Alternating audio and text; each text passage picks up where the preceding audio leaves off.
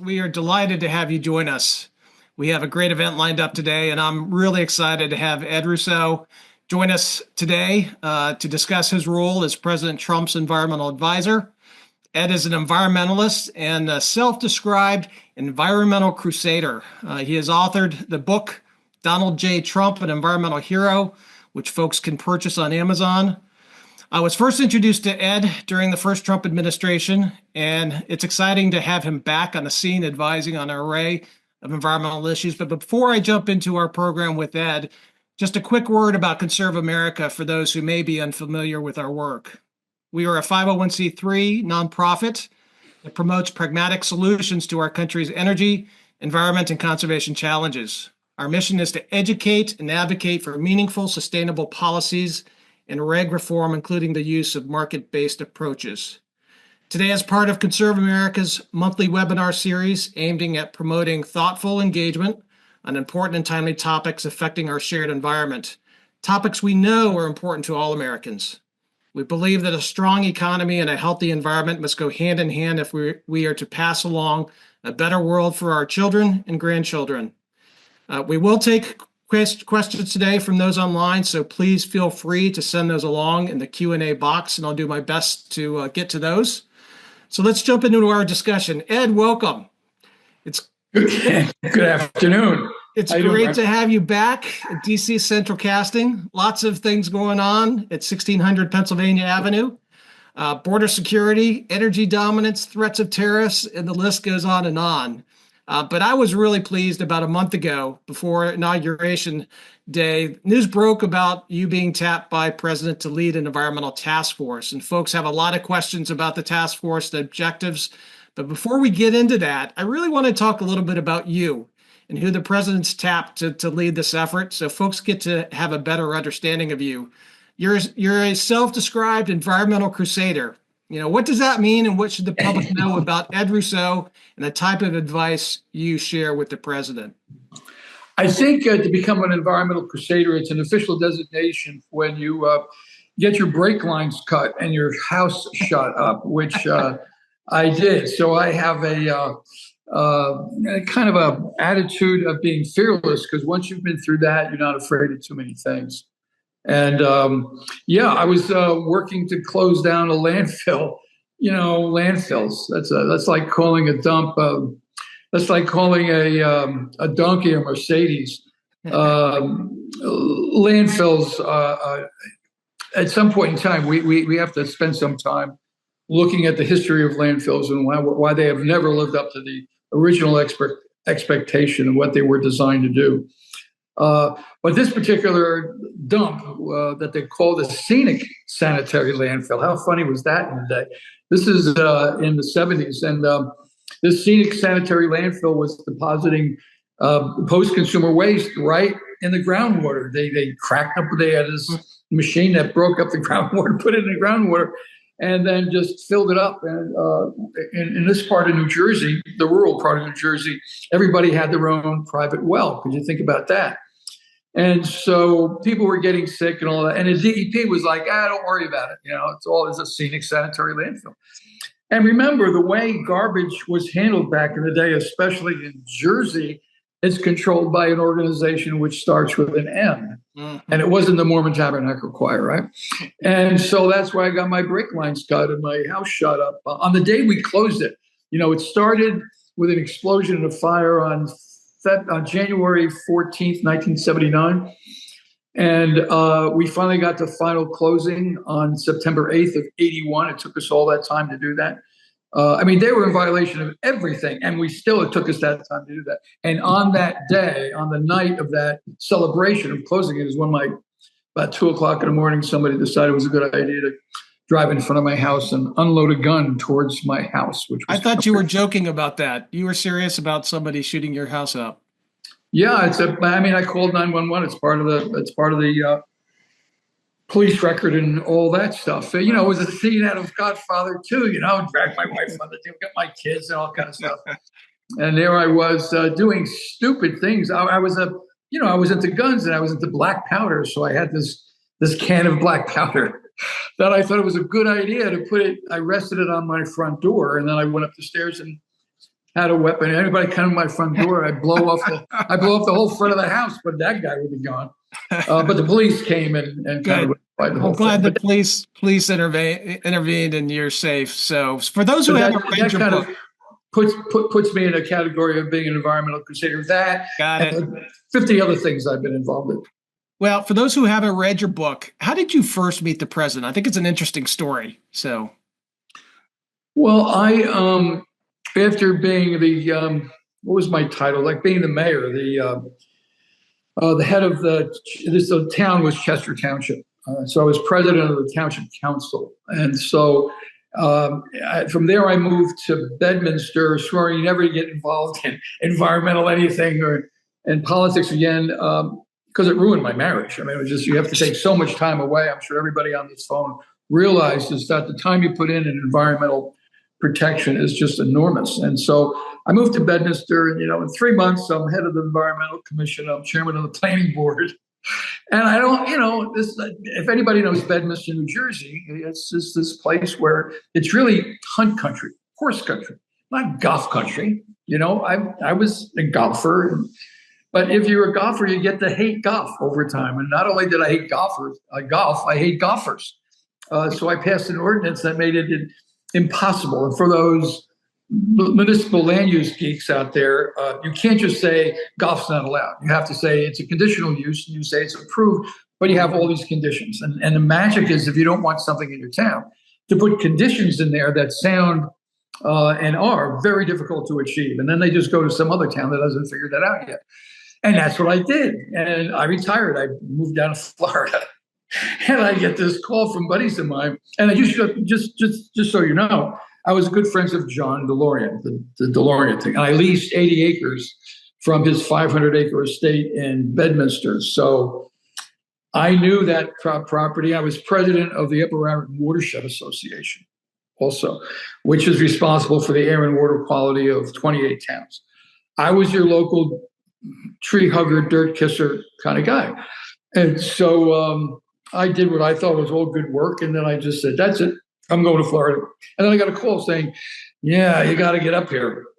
And there's some people that want to buy, because John got in trouble with that thing going on in California. And so he was weakened by that, and he lost it. He was evicted, matter of fact.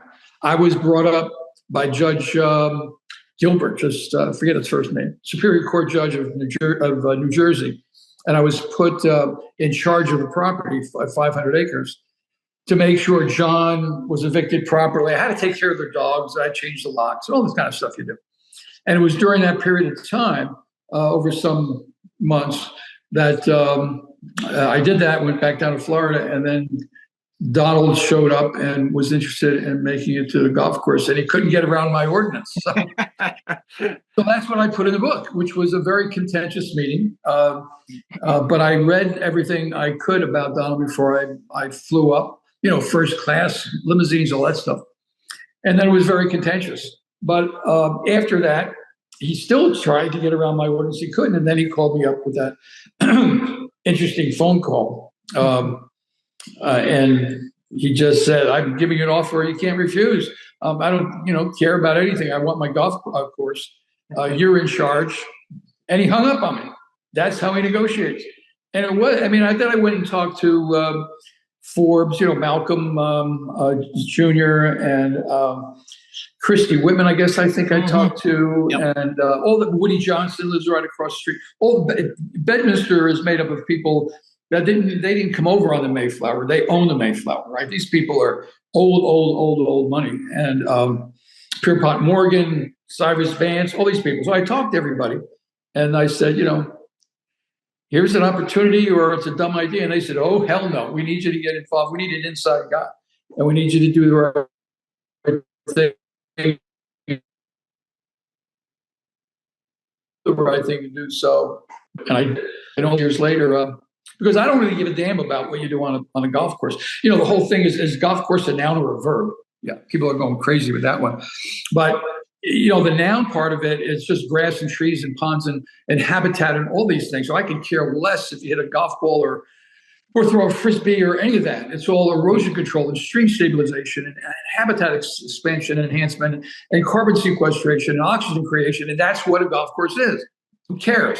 But and that's how I approached it. And he allowed me to do some of the craziest environmental initiatives I've ever advanced. Loves it. And he's become a partner in all this, focusing on clean air and clean water. That's a great story. Well, you and I talked earlier about some of the big challenges we face in the U.S. Pharmaceuticals in water and streams and drinking water. PFAS, obviously a big issue for EPA and the public. Lead in drinking water. I mean, there's so many big issues that we're dealing with out there. You know, what are your thoughts on some of these, and how can we as a country, you know, protect public health, but without bankrupting utilities and, you know, the cost associated with these things? And, you know, the president has talked about make America great again and make America healthy again. And obviously RFK Jr. is talking about improved health. You know, where do you think we're headed on some of these big issues? Well, I'm a MAGA person, but my MAGA is make America great again. And Brent, you're talking about all these important points. I thought you just wanted to have a general conversation about climate change. It's so much safer for us to talk about climate change. We'll get to that. You waste all this time about climate change and you don't do anything. And so the last time we had any real environmental effort in the field, which was a success, was acid rain. If anybody remembers that back in the day, that was great. But after we did that, and then 2006, the inconvenient truth, the inconvenient truth was supposed to, you know, be education and awareness and get people more engaged. And that didn't happen. We can talk about climate change later. Yes, President Trump has made several comments about water quality has never been better. And yeah, okay. But we can do better. That doesn't mean we should just say, let's do nothing.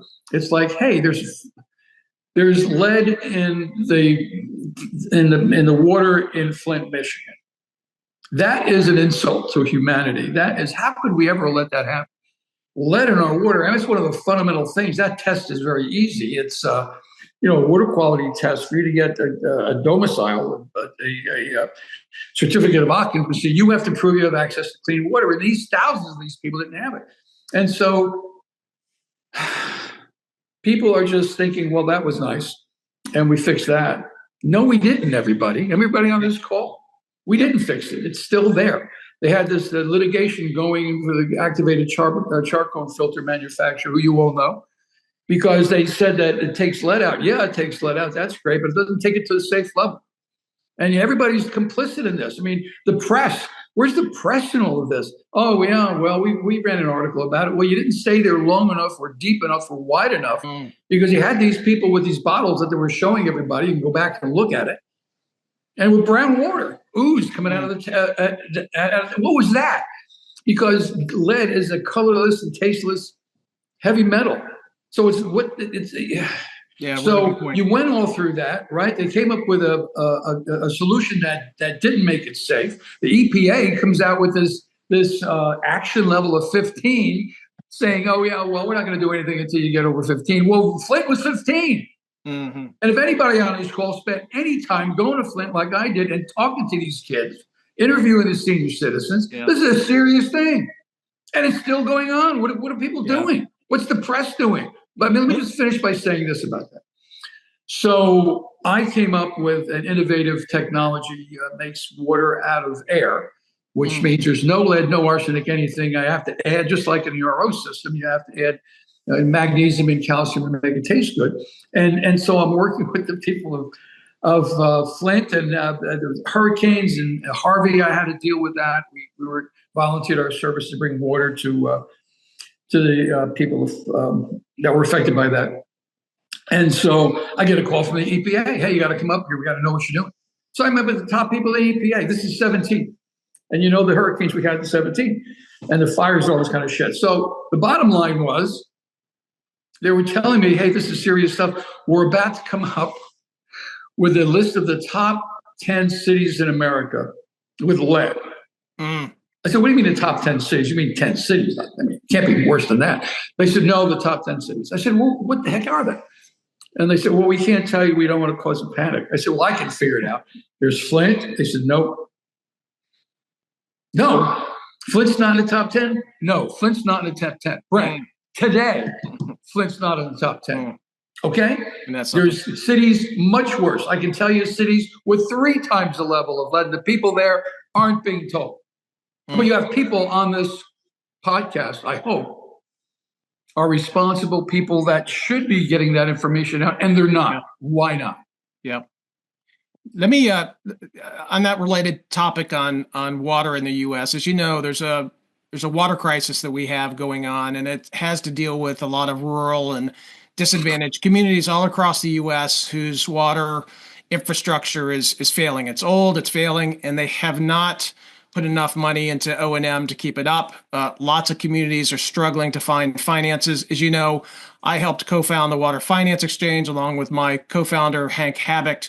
And we work with rural communities, disadvantaged communities on a regular basis who are desperate for access to affordable, clean, safe water. And obviously, there's a big concern right now. Washington's going to tighten its belt. There's a concern about, reducing or eliminating technical assistance. What can we do? What are the ideas, your ideas? How can we help these communities? I mean, lead's a big issue, as you pointed out, but just having access to clean, affordable water is another really big issue for communities. You have to think about doing common sense in the field actions specifically designed to promote water quality in specific locations at specific times. And, let me give you an example. Worst case example. In April of 2014, I guess it was, is when they changed the water system in Flint from wherever to the from the reservoir to the Flint River, and that caused the lower pH and just ate everything up. Okay, great. That was in April of 2014. It finally hit the Rachel Maddow show and all that of December of 15. Okay, and all that period of time. And while this whole thing was discussed, right, and things were hitting the papers, the most important thing that was talked about in Michigan was climate change, not water quality. I know climate change is important, and let's face it, I would like to talk about the impact of climate change, not this esoteric crap that environmental organizations make money with and never do anything because they don't want to be held accountable for anything. But if we are going to drill down and get absolutely involved in making water safer for people, those are real solutions. We have the solutions. We have the demand. We have the problem. Okay, we have the money. If anybody thinks, we don't have money, baloney. We have all the money we need to fix these things. What we don't have is the leadership. And the leadership are the people on this call. And we have to do a better job of pushing these water quality initiatives forward. Yeah. Well, we're sticking with water. One of my, I served at US EPA as the principal deputy in the Office of Water in the Bush administration. And one of my frustrations was a lot of the red tape. And, as much as EPA staff tried to push good programs forward, it was a lot of just procedures and red tape and litigation. One of the and this gets to the issue of kind of transformative technologies, and you spent time working on these technologies that really can transform human lives and cost of living, and reduce cost of living. There was one technology company, Ketos, that I've worked with over the years, and they have transformed the way that water quality monitoring is done. And it's like a laboratory in a small box, but yet the regulations don't recognize them for monitoring compliance. And it's just been a very difficult process, and very difficult for kind of these great technologies to come to market and have those have those positive results. What do you think this obviously the president is not afraid to be aggressive and push things forward. What could EPA do you think, to help cut some of the red tape and help these technologies come to market to help these communities that are needing their technologies, protection of public health and the environment? I love your questions, Brent. And I want you to know that I can handle this like 12 podcasts or 17 hours. Well, I'll have you on again. So yeah, because they're very, very important. In the EPA, I mean, Donald's directive to me, President Donald J. Trump's directive to me is to get going. I mean, let's do something that's going to improve the air and water. He's all about it. We've talked for hours about air and water quality, and he's all about that. He may not be a water nerd like me, but he's very into it, and he's given me free reign to knock down the doors and get stuff done. Again, it's all about air and water quality and habitat help and all that. Great. But the EPA is, listen, you and I have a lot of friends in the EPA over the years. I started dealing with them in the 70s. And it's just, they're not overly conservative. They're not overly liberal like people think happens. Because I don't remember the last time that the EPA has enforced the Clean Water Act. I mean, I just don't get them at all. It's just that they stopped. It's like everything is kind of locked up. And this whole Chevron rule, I'm glad that's gone. Right? Because they, whether you're on the environmental side or a developer side, the facts and the science are in the facts and the science. And you just can't say, well, because you're a government agency, you would know it all. Baloney. Let's debate it. Let's get this stuff out. There has to be discussion in the middle about real science, not the special interest baloney that's just attempting to polarize everybody for profit. That's not what we need. So to answer your question, Donald's directive to me is to take common sense, practical approaches to get the DEP to do the work that they were supposed to do. Because when you become employed in the EPA, it's not because you want to get rich; it's because you want to do something better for humanity. Yeah, these are great public servants, many of them, and if you talk to them, you get as frustrated as we are today. Right. Because they want to.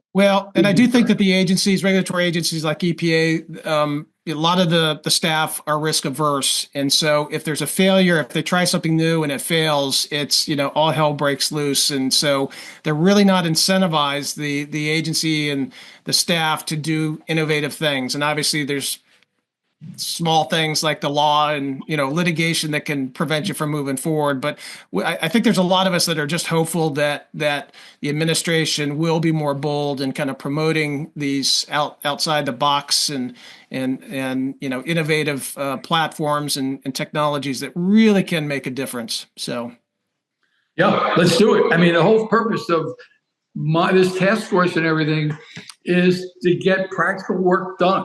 Too much of a distraction. Too many things have been going by the wayside.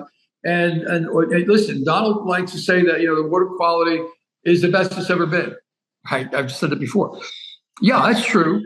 It just may be true, but we can do a better job. Come on, people. Let's get in the game again. I just see too much of a waste of time with meetings and seminars. I mean, I live in the Florida Keys. We had the climate change leadership conference, right? I was member of the climate change advisory committee of the Florida Keys. And if climate change is going to have any negative effects anywhere, it's going to happen at the Florida Keys first. We don't have a mountain range for sea level rise. We don't have mountains. We see it every day.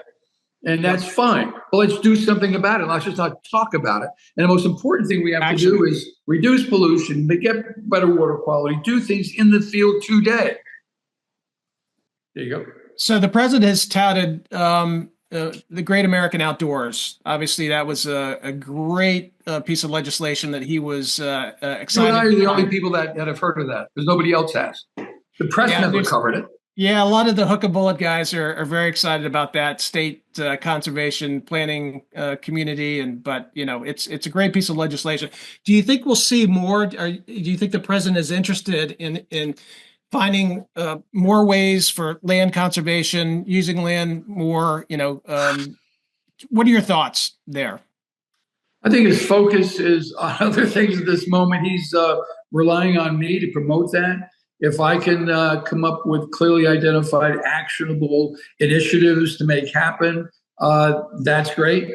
But right now, he wants my focus to be on clean air and clean water, and habitat protection. That's great. And, I've spent a lot of time in that space over in my career, helping to get permits and NEPA and Clean Water Act 404, 402 permitting, with the president's focus on energy dominance. And I think many of us support that. Obviously, some are concerned about the potential impacts on wildlife and conservation.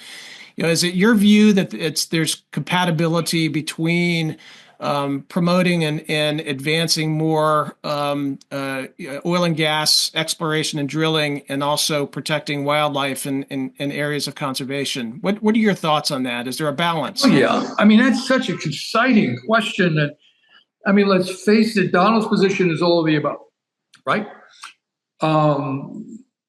All too often you have people saying, "Oh, we have to be all electric. No, we have to be all oil." Okay, but there's some practical. Keep on coming back to that. Common sense. Okay, you can't make steel out of solar energy. Sorry, right? Yeah. And I live in Key West. I mean, I have an electric car. I mean, it works perfect there. But you can't drive to Miami well, I actually have a solar powered golf cart, right? So actually, I can drive to Miami, but the normal person can't do that. And so. The issue is what can we do today to make a difference? And I just am frustrated by the whole thing, as you can tell. I mean, energy is linked to our economy. If you're going to have an economic stake in this country, you better have an environmental stake in this country. They're linked forever. Stop with this polarization of the greenies want to stop this and the bad developers. No, there's a middle road here which we have to get involved in. And I can tell you that energy is the core of it. So yes, carbon capture, LNG. We can't go from, and I made a speech at the World Economic Forum. I did one 2 weeks ago, but I did one in 2019. And the whole idea is, how do we move countries away from the use of fossil fuels? And that's actually easy. There's all better alternatives to that. But the point that everybody didn't realize, now they do, is that 40% of all revenue raised by all governments everywhere and every condition is the taxation of fossil fuels. So if you're going to move a country, and they'll come out and say, they'll say all things like, we want to do this, we want to do that. No, they don't. They want to say that they do, but in reality, they better come up with a different revenue source. And that's you can't tax the sun, Brent, right? So we can move the needle, but it better be gradually. We have to let the economy evolve around it. But LNG, all the big ships, the containerization cargo ships and everything are all moving to LNG. No government relation. I mean, it just makes sense. Right. So and that puts us all in sense, common sense. So there does seem to be a natural transition from fossil fuels. I mean, we went from wood to oil, and now we're going to solar and to wind, and which I think over time makes sense. But I'm agree with you that it's going to take some time. You mentioned the amount of tax and funding from fossil fuels. I don't think a lot of Americans appreciate that close to $1 billion a year in the U.S. comes from fossil fuels, and actually pays for conservation through the Land and Water Conservation Fund, and so if you eliminate that, you got to find another source for those conservation efforts. But you want to be able to do it in such a way that is not as disruptive. Everybody likes disruptive technologies, but this could be so bad it will tank everybody's economy, which will take us 30 years to get out, and it'll be worse for the environment.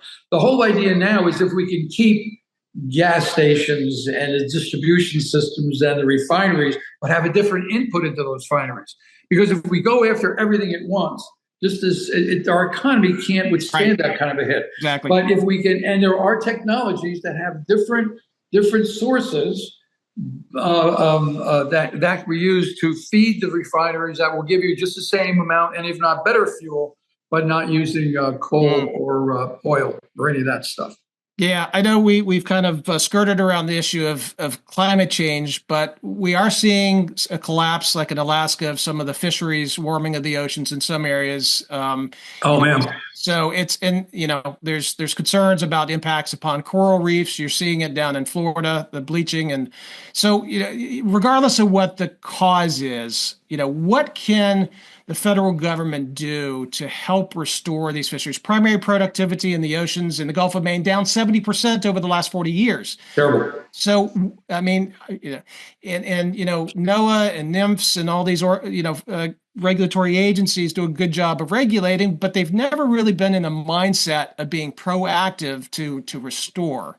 And a question for you, do you think there is an appetite within the administration to kind of change, turn the dial a little bit and get these agencies to pivot to, to be more proactive in trying to restore fisheries in the oceans? What are your thoughts? Well, I happen to be on my other titles. I'm still president and CEO of the Florida Keys Environmental Coalition, responsible for 34 endangered species in a national marine sanctuary at a center of a migratory superhighway, and that's challenging enough. But I'm also a member of the board of Reef Relief, responsible for the reef system around the Keys Archipelago, which is the largest in the Northern Hemisphere. So I know of what you speak. I know of the layer. I mean, National Marine Sanctuary. I don't know how many. I think I counted 8 different government agencies that overlap the Florida Keys. Nobody's doing a good job. I don't care what they really work hard at making it look like they do, but they don't, because every excuse they can. If I can make one point about climate change, that every time there is a problem, instead of addressing the cause of the problem, it's climate change is causing it. And I see this all the time, because we have problems with fish. We'll just take fish in the nearshore waters, right? The migratory patterns are changing. We want to figure that out. So we called an FIU and FAU. People know what that is. We took fish samples, flesh samples. We have high numbers of pharmaceuticals and prescription drugs. Where does that come from? Well, it comes from humans. And the test, if anybody wants to do it, is very simple. You test for Splenda, because Splenda is not a naturally occurring substance, but it's easy to find. And if you're finding Splenda, you're finding human waste. You're finding the results of septic systems and sewage treatment plants. The county of Monroe, which is the Florida Keys, approved 32,000 septic systems. 32,000. Wow. Anybody want to know what the Florida Keys is made of? Made of limestone. Does anybody know how a septic system works? It couldn't possibly work in limestone. Now, they talk about aerobic, anaerobic, and special detergents you can use, but those detergents were never available, and the anaerobic system doesn't work anyway. And then we responded with $900 million of sewage treatment plants. Ooh, they forgot to add any filtration system that takes out pharmaceuticals and prescription drugs. You know what that'll do to our fishing industry? It'll destroy it. So I'm frustrated at the government and environmental agencies that are buying into this. Let's talk about climate change instead of rolling up our sleeves and fixing the problem in the field or the ocean today. You want to talk about that?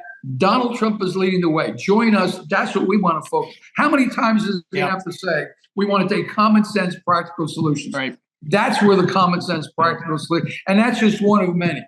People want to roll up their sleeves and join us. Right. Let's do it. Yeah, I appreciate. Yeah, and that's and I really like that. We're so divided in this country in so many fronts, and the environment is not immune. Because there's profit in polarization. There really is, and I like you really try to encourage some of my friends in the environmental organizations to put aside their differences, political differences, and find a way to reach across the aisle. Okay, Brent. The key is, it's important to realize, you should take a bipartisan approach, which is an odd way to approach it. But I'm wanting to take a nonpartisan approach. Right. That's what we should be doing. Public health and the environment should not be a political issue, should never be a political issue. We have to come together and work harder, more focused. And we have the money, we have the solutions. We have the problem. What we don't have is a leadership. And now we have a president that is saying, okay, let's take the right action. Well, let's go. Yeah, no, that's really important. So we've had a number of questions that have come in, and I'm not going to be able to get to all of them, but one is a question about the task force, and I appreciate that the task force is still evolving. but it asks who's going to be on the board and what stage is the task force at, and is there going to be a website and a way to connect? One of the questions I also will ask is if people, sometimes the best ideas are, ideas down here that can trickle, come up. And so, are there ideas, opportunities for people to contribute ideas and changes, reform to the task force? The task force should have been a simple thing. I was appointed by the president, I guess, a month ago, whatever, and I've done a lot of work on this. And the more work I do, the more I realize that the structure within the government is difficult. And so just calling it a task force puts us involved within a congressional law that makes it difficult. And it's okay if I act alone, but acting as a group, then you need public notice and public meetings and all those kind of things, which makes it difficult. I know it needs to be done. I want to focus on that. And because my name is out there, I'm the recipient of unbelievably great initiatives. There are, as I keep on saying, about solutions of waste to energy. I mean, I'm a big proponent of waste to energy. I've never seen one that worked. And I got a call from an engineer from General Electric who focuses on this stuff. I said, hey, Russo, check out this place down in Tennessee. And I did.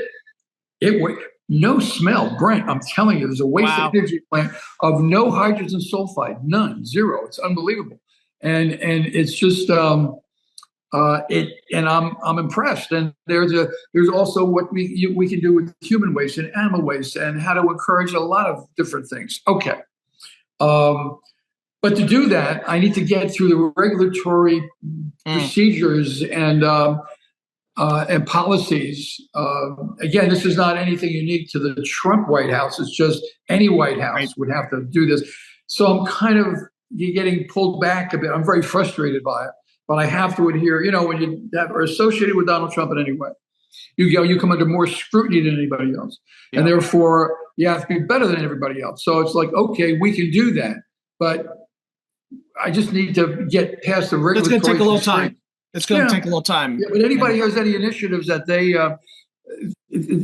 have, I know Brent has my email on here somewhere. Just send it to me.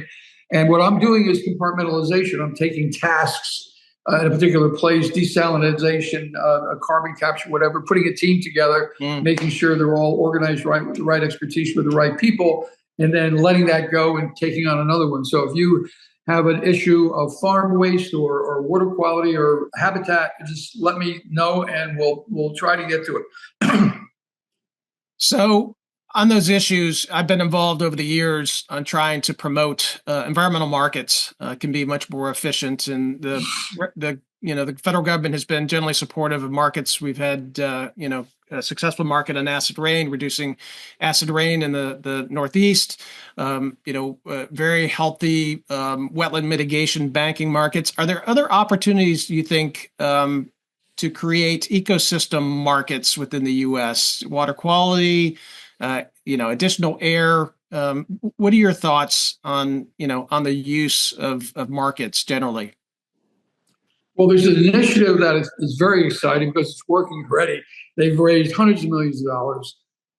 That was hundreds of millions of dollars in days. And what they're doing, what they're doing is setting a value to nature. Just think of that one. They're setting a value to nature. The people that are doing this is called the Existence Fund. Dominique Kuhn and Raul Hinojosa. And they're brilliant. And what they do, they tap into these family offices and other investments. It's considered an investment, not a grant. It's an investment because the value increases if you understand. I mean, there's a project going on with seagrass in the Bahamas. Ralph Chomit, great guy. And it's seagrass. And people are like, well, it's seagrass. No, seagrass is important. If you look at what eliminates carbon more than anything else is the oceans, not the mountains and not the rainforest. It's the oceans, and seagrass could be a very big part of it. So they completely obliterated the seagrasses in this huge area of the Bahamas, and now they're reinstalling it. And it's filtration and carbon sequestration, oxygen creation, and habitat promotion, and all this stuff. And that's like, there is a value to that. Right. And that's what the Existence Fund, their goal is to raise $1 trillion, and they are on their way.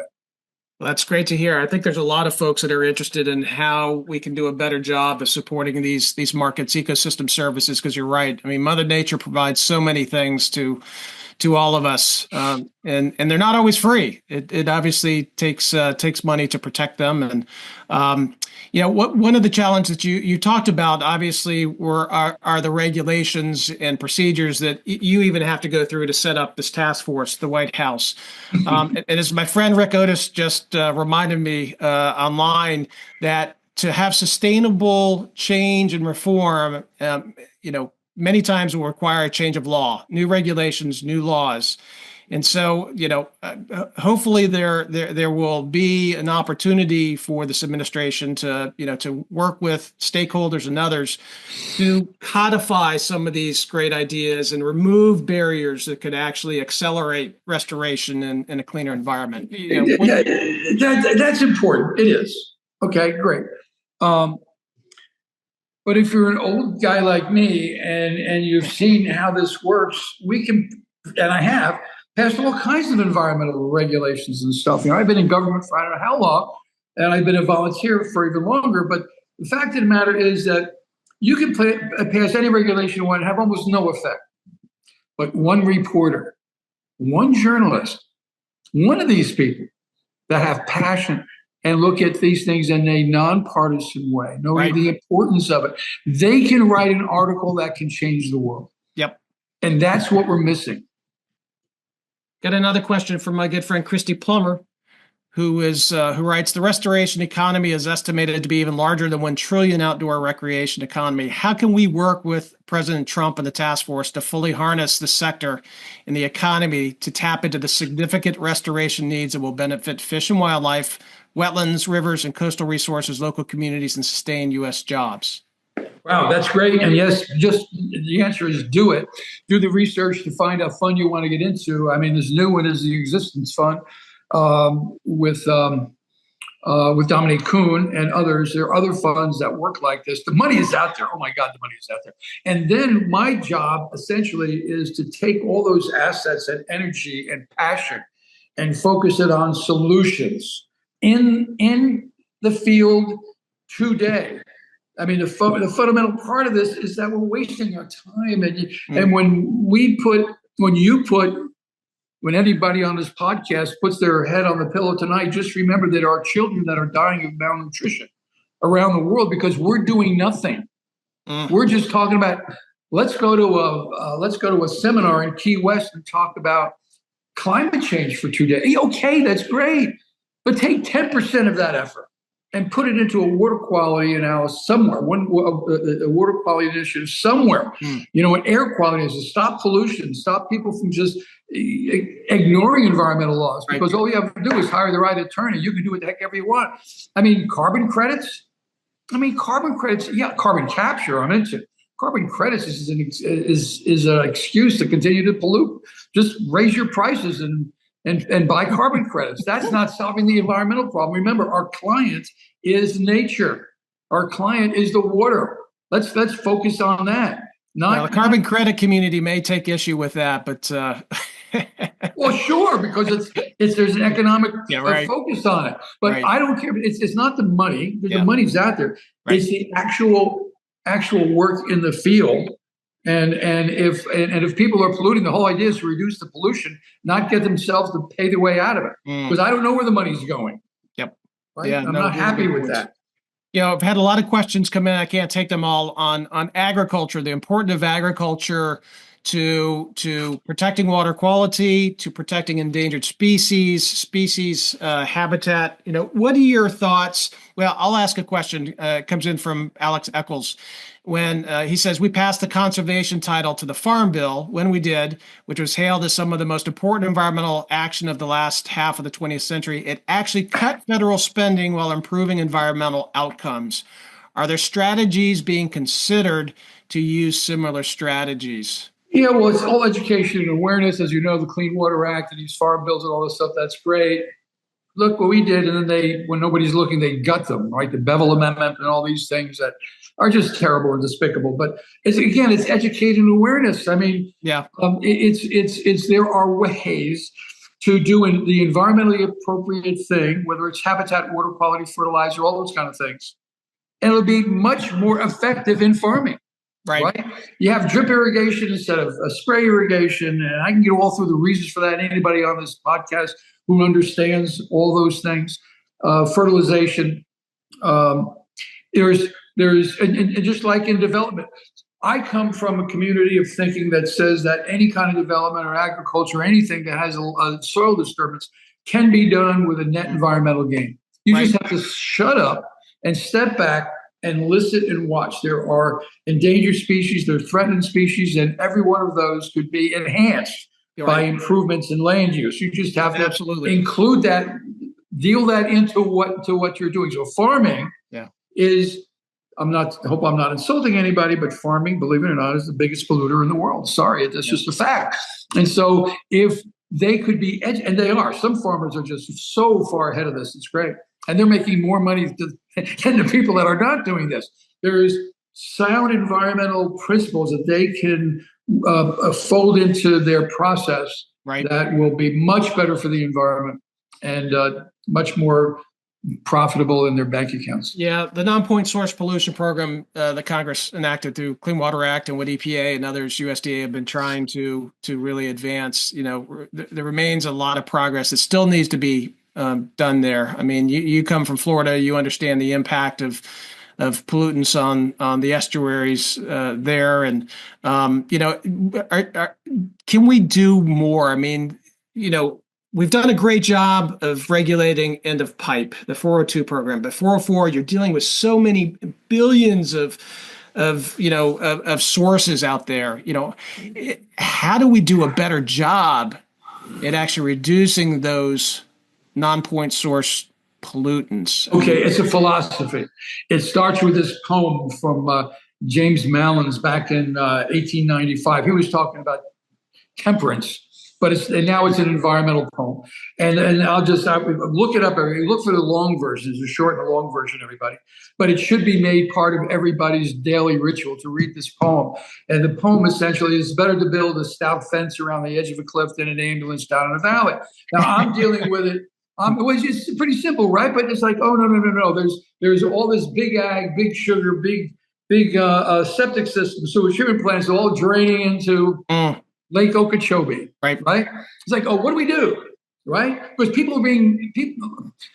private enterprise is being very successful through the pollution of public lands.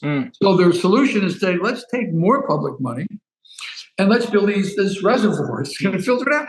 Please, all of South Florida is going to be one big reservoir, and you're still going to have pollution coming in to stop the pollution from going in. The people of Florida, a couple of years ago, the wise, mature adults in Florida passed a referendum called Polluter Pays. Wouldn't that be thoughtful? How come that doesn't apply anymore? Because the legislature doesn't enforce it, right? The DEP is not enforcing it. This is like, where's the press? Yeah. Where's our journalists? Where's the investigative reporting that will show that we have the law to finally stop the pollution? But that's not where it's going. We're using public money to solve the problem caused by private profits. Did I say that right? Yeah. Yep. That's where it's at. Interesting. Okay. Polluter should be paying for that. And there's very simple ways. I know it sounds, why should we eliminate all? There's simple ways. We have the solutions. Okay. Yeah. We can work with these people that are the source of polluters before pollution to mitigate the Clean Water Act was supposed to do that back in the 70s. If anybody's been around like I have, we didn't get everything we wanted, but it was essentially, you cannot allow one of the 120 priority pollutants for crossing a. But let's let that happen and let's pay. Let's take a taxpayer's money and clean that up. How insane is that? Yeah. Well, I do think there's going to be a lot of support and a lot of cheering when they hear you reinforce the polluter pays, because I do think that that's something that most Americans, the vast majority of Americans, agree with. So, I want to pivot, and and the polluter pays doesn't always work with past times and historic legacy problems. As you may know, there's recent laws on the book signed into law, Good Samaritan Initiative, that aims at cleaning up legacy mines and the acid mine drainage that's affecting approximately 30% of watersheds in the West. And I remember when I was at EPA, Trout Unlimited, Chris Wood came to Ben Grumbles and me and said, "Hey, listen, we've got this great project out in the ski resort, cleaning up this small AM acid mine drainage, this watershed to restore cutthroat trout species." Says, "Great, what's the problem?" Because they said they had their money, they were ready to go. He said, "Well, Superfund and Clean Water Act liabilities. We're afraid to touch the property, but it's an easy, straightforward project that within 2 weeks we can remove the tailings and restore the stream." It took us at EPA close to 3-4 years to use administrative tools to do that. And the resistance, there's been a lot of political resistance to the effort. And so, I am hopeful that we can get to a point where there's a large understanding and agreement that restoring these properties, taking small risks, because some of those that opposed it said, "Well, you could go in and make things worse." Well, if you don't go in and try, it's never going to get better.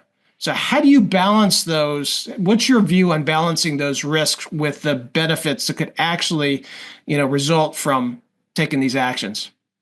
Because there are solutions, right? But again, we can get all through that whole polarization for profit and consultants that derive their income from scaring people about what's happening, and then there's other lawyers that just make this. Okay, that all is. But if we're going to make a difference, we have to go right at the problem and deal right at the specific discharge point of that mine. And if you do that, the solutions are there. Come on, right. We fix every one of these things, right? And then we collect what's coming out, because the tailings. I'm working on projects now in Colorado and Nevada that use. If you ever go to places like, especially in Nevada, you see these mountain ranges, and this is really nice. They're not mountain ranges; they're tailings, right? And the value in those tailings is enormous, right? So there's ways to do all this where you're taking the stuff that people have been throwing away for a century. That are now valuable today in ship manufacturing and medical industry and stuff. But you have to do it the right way. And you have to do it in a way that's not just taking out what you want and then throwing that crap away again. No, it's doing it in an environmentally responsible way, because if anybody read the book from Emery Lovins called The Reinvention of Fire, he applies the true cost of things, right? A gallon of gas is not, $2.38. It's about $20 if you factor in all the military work and all the things that go and the cleanup effort, right? You put your garbage can out every week or twice a week, and you pay whatever you think. You think that's the cost of the garbage removal? No, you have to factor in the cost of cleaning up the dump that they're using now, which 20 years from now they're going to have to pay a lot more than they would have to pay now if they did it in a better way. So. When it comes to mining, just take a step back. There's people who have, again, education awareness that will show how to do this and make it so much more profitable if you look at the entirety of the substance that you're mining. Ta-da. That's good. That's helpful. So a lot of questions, many questions that I can't get to. So I apologize to those. Isn't it amazing, Brent, when you first said about the podcast is going to be an hour? I was like, what the heck am I going to talk about? How time flies. Ed, we could probably go on for another 2 or 3 hours, but I'll stop here and let you offer any closing thoughts or reflections that you might want to give folks that have dialed in. Well, there's all closing thoughts. I went through them before, and they're all procedural, more philosophy, I guess, in the way we approach environmental problems. And that there's been too much money and too much time wasted in doing exactly what polluters want you to do. And that is waste time talking about things that don't matter. And if you're not going to get up tomorrow morning and have the passion to clean something up, to do something real in the field, in your hometown or your region or your state, that's where the focus should be. If you're not going to roll up your sleeves and work on real environmental issues, stay in bed. We don't need you. And certainly quit from your environmental organization or quit from your government agency job because you're not helping. Okay? That's where the focus should be. It should be on doing real, this is Donald Trump's philosophy, practical common sense environmental protection. Common sense environmental protection. Well, love it. So we're thankful that you have the president's ear on these issues, and obviously we'll be excited to hear more about the your task force as it rolls out, and assume that at the appropriate time you'll probably have hopefully some public hearings and opportunity for the public to provide input to what you're doing. And so, but this has been fun, Ed. We'll have you back for round 2 in a few months, and hopefully you'll be rocking and rolling. So hopefully. Thank you, Brent. Always good. Thank you, Ed. Appreciate your leadership, and we wish you all the best. So thank you to everyone who called in. So have a great day. Thank you, everybody. Thanks, Ed.